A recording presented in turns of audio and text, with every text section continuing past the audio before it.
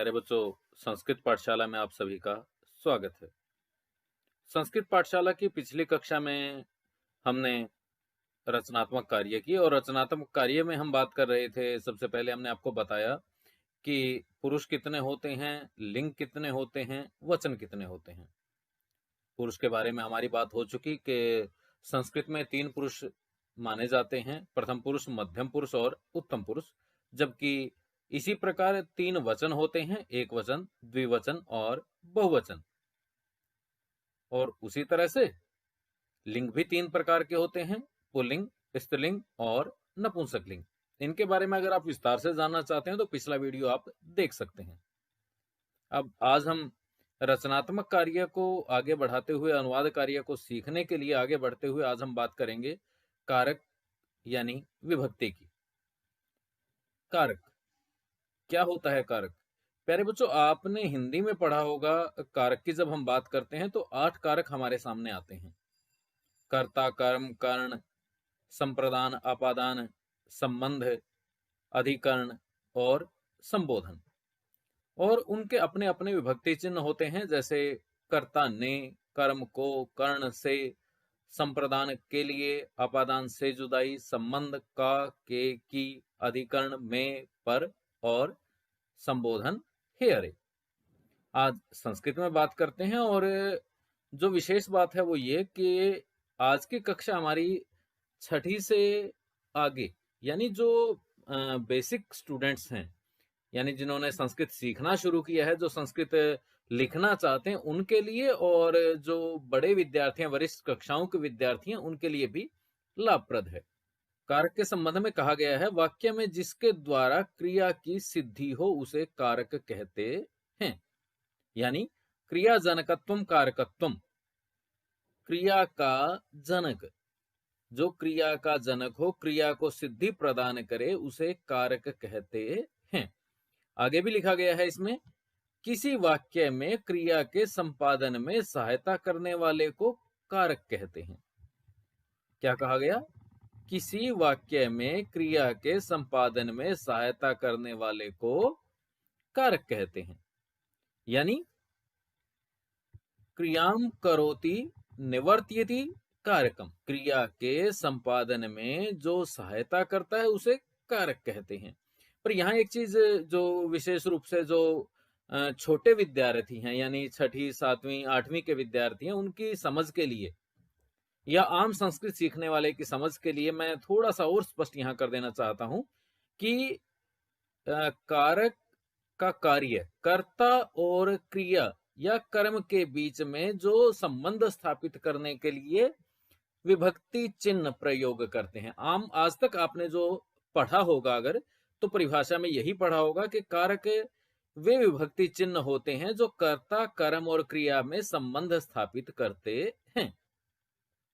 यानी उसी भाव में यहां यह कहा गया है कि जो वो संबंध स्थापित करके क्रिया की सिद्धि को प्रदान करते हैं, यानी क्रिया को सिद्धि तक पहुंचाते हैं, संपादन तक पहुंचाते हैं, उस कार्य को समाप्त करते हैं, उन्हें कारक कहते हैं। तो एक बार फिर मैं दोहरा देता हूं, कर्ता, कर्म और क्रिया के बीच में जिन विभक्ति चिन्हों का प्रयोग होता है उन्हें, यानी जो वाक्य में किसी क्रिया को सिद्धि तक पहुंचाते हैं, क्रिया के संपादन में सहायता करते हैं, उन्हें कारक कहते हैं। तो अब 2 परिभाषाएं आपके सामने हैं जो आसानी से आप समझ सकते हैं। एक कि वाक्य में कर्ता, कर्म और क्रिया, इन सब के बीच में संबंध स्थापित करने के लिए जिन विभक्ति चिन्हों का प्रयोग होता है, जैसे ने, में, का, के लिए, इन सब को कारक कहते हैं। या फिर दूसरा जो मूल परिभाषा है, जो सही परिभाषा जिसको हम कहेंगे कि वाक्य में जिसके द्वारा क्रिया की सिद्धि हो, यानी अगर विभक्ति चिन्हों को बीच से हटा देंगे तो क्रिया की सिद्धि नहीं हो सकती, वाक्य पूर्ण नहीं हो सकता। तो प्यारे बच्चों, ये तो हो गया कारक। अब आगे बढ़ते हैं। पहला ये वाक्य देखिए, हे बालकः नृपस्य पुत्रः ययाति स्वभवने कोशात् स्वहस्तेन याचकेभ्यः धनम ददाति। हे बालकः, हे बच्चों, नृपस्य, नृप के, पुत्र, पुत्र ने, ययाति, ययाति ने, स्वभवने, अपने भवन में, कोशात, कोश से, स्वहस्तेन, अपने हाथ के द्वारा, अपने हाथ से, याचकेभ्य, मांगने वालों के लिए, धनम, धन को, ददाती, देता है। हे बच्चों, राजा का पुत्र ययाति अपने भवन में कोश से, अपने हाथ से मांगने वालों को धन देता है। अब यहाँ विशेष बात क्या है प्यारे बच्चों, कि हर विभक्ति का प्रयोग यहाँ पर किया गया है और वो हम आगे देखते हैं। जैसे क ददाती, ययाति, ययाति करता है, ययाति ने दिया, कर्ता ने। अब यहां बड़े ध्यान से समझिएगा आप, यहां ध्यान से आपका समझना बड़ा जरूरी है। कर्ता ने, ययाति ने, यानी क्या हो गया, प्रथमा विभक्ति हो गई। कर्ता प्रथमा विभक्ति, कर्म द्वितीया, कर्ण तृतीया, संप्रदान चतुर्थी, अपादान पंचमी, अधिकरण सप्तमी। ये चीज भी आप देख लें, मैं फिर दोहरा रहा हूं। कर्ता प्रथमा विभक्ति, कर्म द्वितीय विभक्ति, कर्ण कारक तृतीय विभक्ति, संप्रदान चतुर्थी विभक्ति, अपादान पंचमी विभक्ति और अधिकरण सप्तमी विभक्ति। अब वाक्य को देखते हैं। ययाति, ययाति क्या है, करता है। ययाति ने दान किया मांगने वालों को। किसने किया, ययाति ने, कर्ता ने किया, यानी प्रथम विभक्ति हो गई। किम ददाती, क्या दिया, धनम ददाती, धन को दिया, धन को, कर्ता ने कर्म को, यानी द्वितीय विभक्ति। केन ददाती, किससे दिया, हस्तेन ददाती, कर्ण, कर्ता ने कर्म को कर्ण से, हाथ से, यानी तृतीय विभक्ति। हस्तेन में कौन सी विभक्ति आई, तृतीय विभक्ति। केभ्य, किसके लिए, किसके लिए, याचकेभ्य, मांगने वालों के लिए, यानी संप्रदान, और संप्रदान यानी चतुर्थी विभक्ति।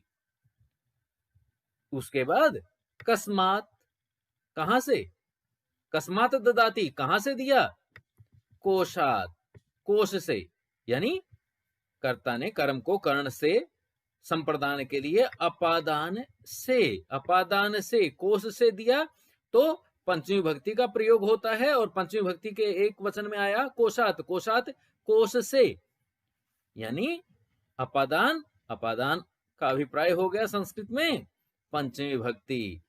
फिर षष्ठी, कुत्र ददाती, कहां से, कहां दिया, स्वभवने, अपने भवन में, कहां दिया, अपने भवन में।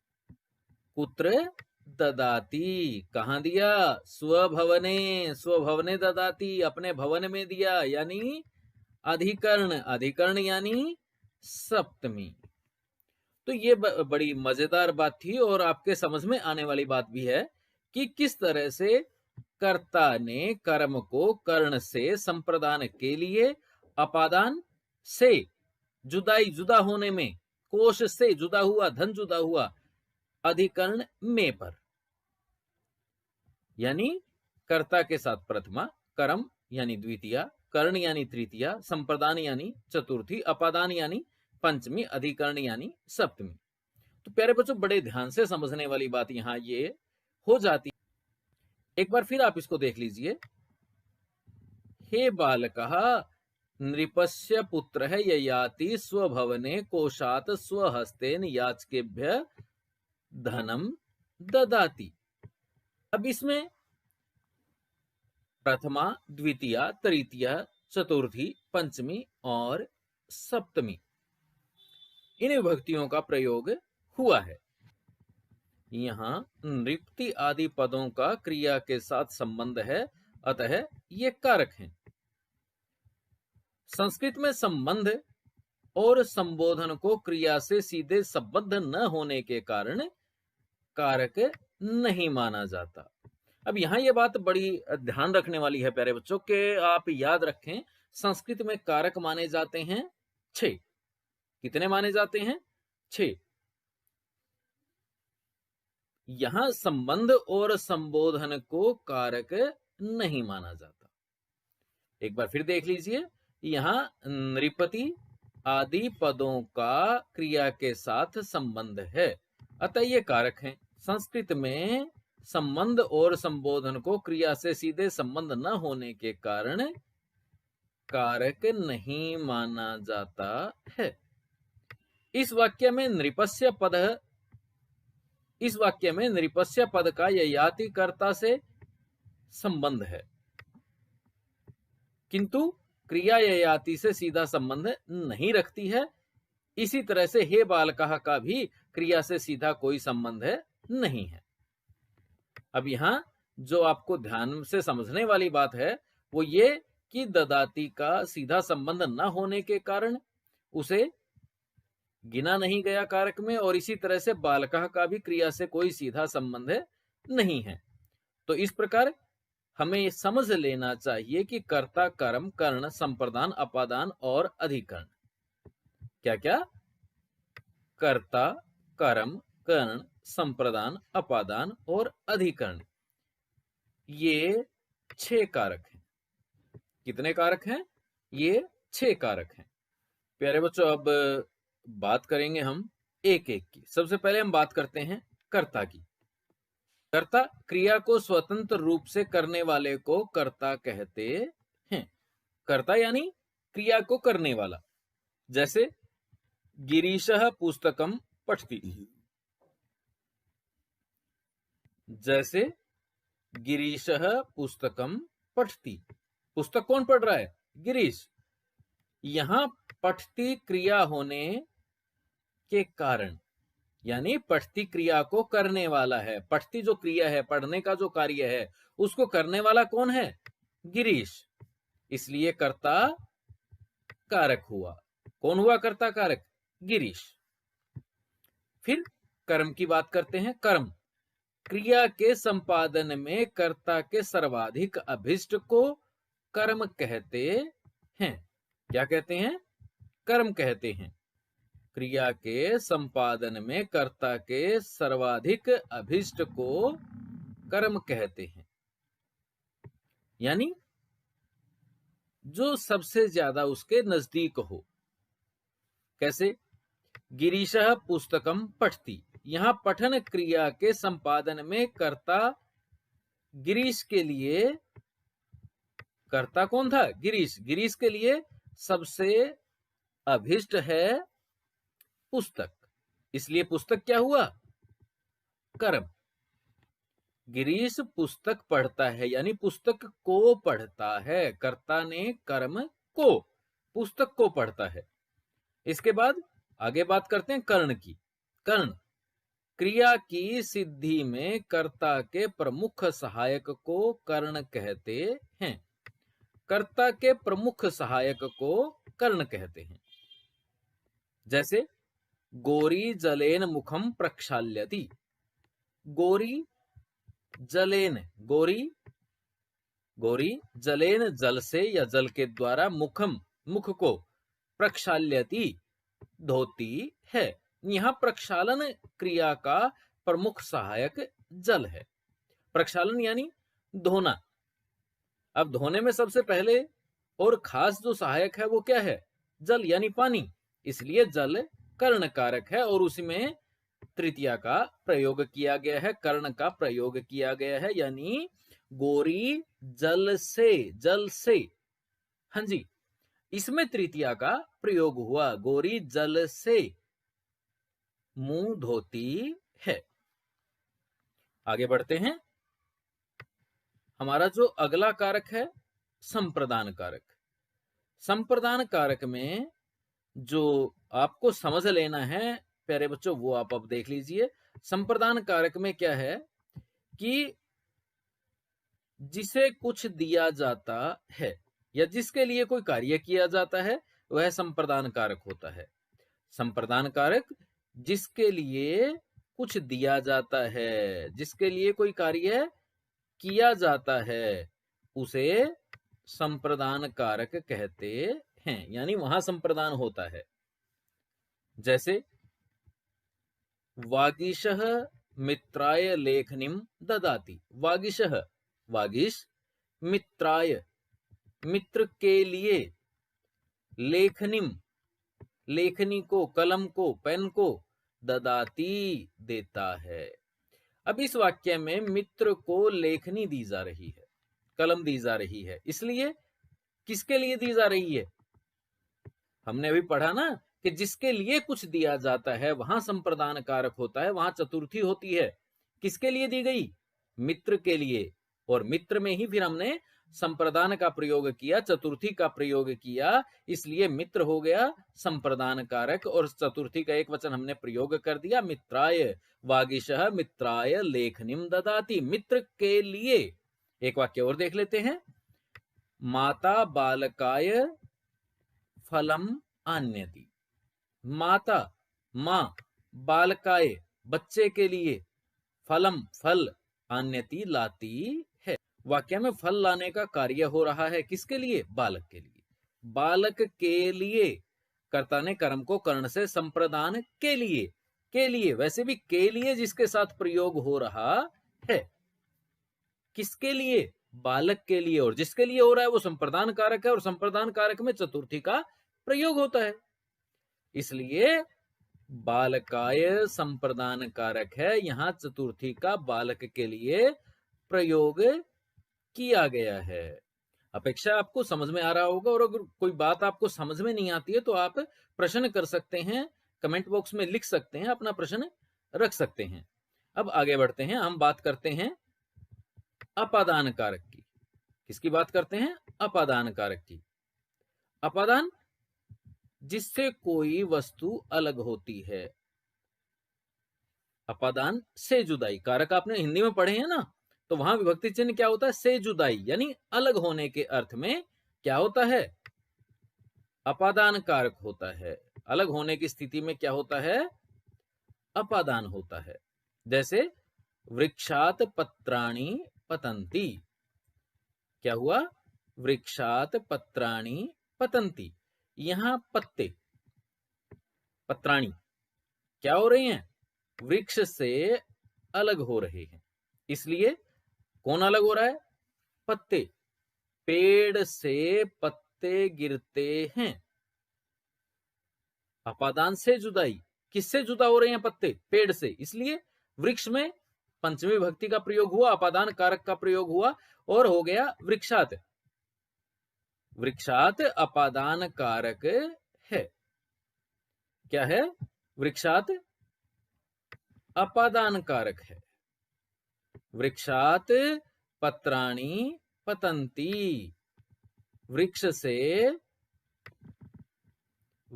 से पत्ते गिरते हैं। तो यहां पंचमी विभक्ति का यानी अपादान का प्रयोग हो गया है। अब आगे देखते हैं, बात करते हैं अधिकरण की। संबंध, अपादान के बाद संबंध कारक हम हिंदी में मानते हैं, पर संस्कृत में संबंध नहीं माना जाता, इसलिए हम सीधी बात अब कर रहे हैं अधिकरण की। अधिकरण क्रिया का आधार अधिकरण होता है, यानी काम जहां हो रहा है, कार्य का जो स्थान है, क्रिया का जो आधार है, वह अधिकरण होता है। क्या है? क्रिया का आधार अधिकरण होता है। जैसे मुनि आसने तिष्ठति, मुनि आसने, ये जो स्थूल पद है बेटा, आसने, तिष्ठति बैठा है। मुनि तपस्वी आसने, आसन पर, अधिकरण में पर, यही विभक्ति चिन्ह पढ़े हैं ना कारक में हमने, तो हाँ उसी का तो प्रयोग हुआ है, आसन पर। इस वाक्य में तिष्ठति क्रिया का जो आधार है वो क्या है? आसने है, आसन है। आसने तो संस्कृत में विभक्ति के अनुसार हो गया सप्तमी विभक्ति में, अब सप्तमी विभक्ति के अनुसार क्या हो गया? आसने, और आसने क्या है? अधिकरण है, यानी मुने आसने तिष्ठति, मुनि आसन पर बैठा है। अब इसको देखिए आप, जो अंतिम बात हमारी रह गई संबंध और संबोधन की। संबंध और संबोधन, जी हाँ, जहां एक व्यक्ति अथवा दूसरे का दूसरे व्यक्ति से संबंध प्रकट हो, वहां षष्ठी का प्रयोग किया जाता है। वहां क्या किया जाता है? षष्ठी का प्रयोग किया जाता है। षष्ठी का प्रयोग कहां पर होता है? जहां पर संबंध प्रकट हो। जैसे रामस्य पुत्रः कुत्र गच्छति। रामस्य, रामस्य राम का, रामस्य राम का, संबंध का के की, यही विभक्ति चिन्ह है ना। तो राम का पुत्र कुश जाता है, इसलिए राम का यहां पर षष्ठी विभक्ति और षष्ठी विभक्ति का एक वचन रामस्य, यहां पर षष्ठी विभक्ति प्रयोग कर दी गई है। राम का पुत्र कुश जाता है। राम का पुत्र कुश से सीधा संबंध है, इसलिए रामस्य में संबंधवाचक षष्ठी विभक्ति का प्रयोग हो गया है। सोहनस्य पुस्तकम अस्ति, सोहन की पुस्तक है। अब सोहन का पुस्तक से सीधा संबंध है, इसलिए क्या हुआ? सोहनस्य में संबंध कारक का प्रयोग हो गया, यानी षष्ठी का प्रयोग हो गया। अब जिसे पुकारा जाए या संबोधित किया जाए उसे संबोधन कहते हैं। कैसे? हे बालकः कोलाहलम मा कुरु, हे बालक शोर मत करो। इसमें, इस वाक्य में क्या हुआ? बालक को संबोधित किया गया है, इसलिए क्या है? संबोधन है। क्रिया से सीधा संबंध न रखने के कारण संबंध और संबोधन को संस्कृत में कारक नहीं माना जाता। अब यहां दो चीजें हैं बेटा, बड़े ध्यान से समझिए आप। कारक नहीं माना जाता, विभक्ति तो माना जाता है संबंध को, संबंध विभक्ति है, विभक्तियां 7 हो गई, पर कारक नहीं माना जाता, कारक 6 माने जाते हैं। ध्यान से समझिए इस बात को, मैं दोहरा रहा हूं। संस्कृत में कारक 6 माने जाते हैं और विभक्तियां 7 होती हैं, भविष्य में याद रखिएगा। अब विभक्तियों की बात करते हैं। अभी तक हमने बात की कारक की। विभक्ति, शब्दों में लगने वाली विभक्तियां 7 हैं। प्रथमा, द्वितीया, तृतीया, चतुर्थी, पंचमी, षष्ठी और सप्तमी। इन तीनों के वचनों में अलग अलग प्रत्यय लगते हैं और ये प्रत्यय कुल 21 होते हैं, जिन्हें सुप के नाम से जाना जाता है। सुप प्रत्ययों के लग जाने के बाद ही शब्द पद बनकर प्रयोग के योग्य होते हैं, और जो प्रत्यय लगाए जाते हैं लगने के बाद जो पद बनते हैं उन्हें हम क्या कहते हैं? सुबंत। अब एक बार फिर बेटा ध्यान से समझ लो, शब्दों में लगने वाली विभक्तियां 7 हैं। प्रथमा, द्वितीया, तृतीया, चतुर्थी, पंचमी, षष्ठी और सप्तमी। इन तीनों वचनों में अलग अलग प्रत्यय लगते हैं, और जो प्रत्यय लगते हैं, प्रत्यय आपको पता है ना,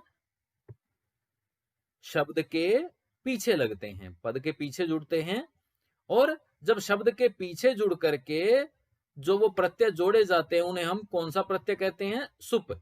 और सुप प्रत्ययों के जुड़ जाने के बाद, किसके जुड़ जाने के बाद? सुप प्रत्ययों के जुड़ जाने के बाद शब्द पद बन करके प्रयोग के योग्य होते हैं। किसके योग्य होते हैं? प्रयोग के योग्य होते हैं। और जब वो पद तैयार हो जाते हैं तो उन्हें किस नाम से जानते हैं? सुबंत के नाम से। ये विभक्तियां, कौन सी विभक्तियां? अभी 7 तरह की विभक्तियों की बात हमने की ना, इनका प्रयोग हम 2 तरह से करते हैं, कारक विभक्ति के रूप में और उपपद विभक्ति के रूप में। कारक विभक्ति तो अभी हम बात कर रहे थे, और उपपद विभक्तियों के बारे में भी एक कक्षा मैंने आपके साथ पहले की है, उस कक्षा को आप देख सकते हैं अपने YouTube चैनल पे। उपपद विभक्तियों की कुछ अलग तरह के नियम होते हैं। उपपद विभक्तियों के अनुसार जो विभक्तियां हैं, जो नियम हैं, वो थोड़े से विभक्ति के अनुरूप ही चलते हैं। इसको और थोड़ा सा अगर अच्छे से हम समझें तो क्रिया के आधार पर, यानी संज्ञादि, संज्ञा, सर्वनाम आदि शब्दों में लगने वाली विभक्ति को कारक विभक्ति कहते हैं। क्या है? क्रिया के आधार पर संज्ञा आदि शब्दों में लगने वाली विभक्ति को कारक कहते हैं। कौन सी विभक्ति कहते हैं? कारक विभक्ति कहते हैं। और जो संज्ञा आदि शब्द नहीं है, जो संज्ञा आदि शब्द नहीं है, उन स्थानों पर लगने वाली विभक्ति को उपपद विभक्ति कहते हैं। अन्य पदों के आधार पर लगने वाली विभक्ति को उपपद विभक्ति कहते हैं। जैसे सह, बिना, अलम के योग में जब हम विभक्ति का प्रयोग करते हैं तो उन विभक्तियों को उपपद विभक्ति कहा जाता है, क्योंकि वो संज्ञा, सर्वनाम आदि के आधार पर नहीं लगती, बल्कि वो पद विशेष के आधार पर लगती है। बिना के आधार पर, अलम के आधार पर, कुत्र के आधार पर, तत्र के आधार पर, तो उन्हें हम उपपद विभक्ति कहते हैं। तो प्यारे बच्चों, आज की कक्षा में हमने बात की कारक और विभक्ति की। और एक बार मैं आपको पुनः दोहरा दूं कि पहले हमने बात की थी पुरुष की। 3 पुरुष होते हैं, प्रथम पुरुष, मध्यम पुरुष और उत्तम पुरुष। फिर हमने बात की वचन की, एक वचन, द्विवचन, बहुवचन।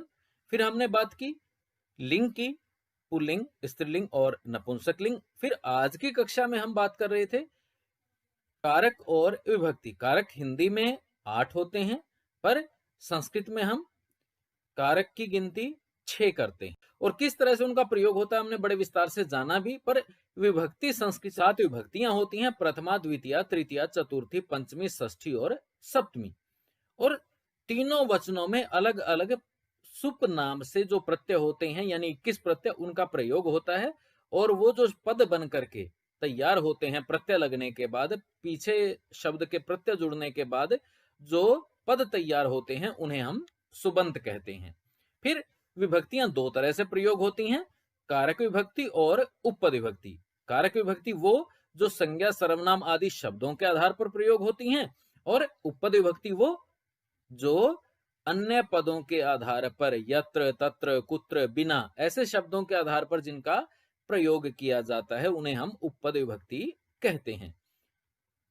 प्यारे बच्चों, आज की कक्षा में इतना ही। अगली कक्षा में हम बात करेंगे कि किस किस विभक्ति का किस तरह से प्रयोग होता है, विस्तार से जानेंगे। तो आज की कक्षा में अनुमति दीजिए। धन्यवाद।